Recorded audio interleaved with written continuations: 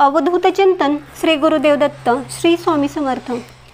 आजच्या व्हिडिओमध्ये सर्व स्वामी भक्तांचे स्वागत आहे। आपल्या घरातील मन शांत करणारे आणि प्रसन्न वाटणारी अशी जागा असू शकते ती म्हणजे देवघर। देवघराकडे पाहिल्यावर देखील मनाला खूप प्रसन्न वाटते।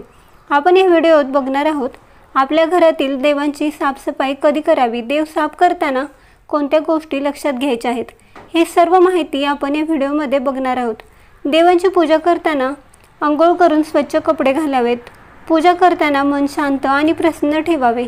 देवांची साफसफाई गुरुवारी करू नये, त्यामुळे दरिद्रता येते, म्हणजेच देवांना घासू नये।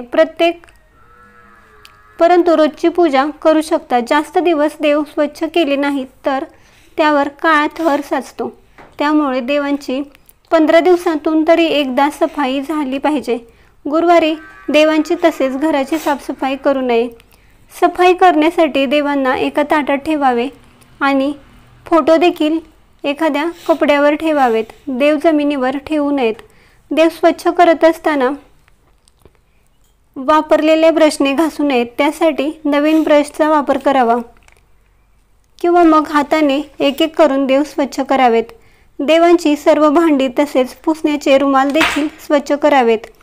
देवांना उपवास घडत असल्यामुळे देवांची स्वच्छता फक्त एकादशीच्या दिवशीच करावी। एका महिन्यामध्ये 2 एकादशी येतात, तेव्हा देवांचा उपवास असतो, त्या दिवशी देव स्वच्छ करावेत। देव स्वच्छ करून झाल्यानंतर देवांना हळदी कुंकू गंध लावून फुले दीप लावून नैवेद्य दाखवायचा आहे। अशा प्रकारे तुम्ही देवांची स्वच्छता करू शकता। तुम्हाला ही माहिती कशी वाटली हे कमेंट्स करून नक्की सांगा। व्हिडिओ आवडला असेल तर लाईक करा, शेअर करा आणि असेच धार्मिक व्हिडिओ बघण्यासाठी आपल्या भक्ती या चॅनलला सबस्क्राईब करा।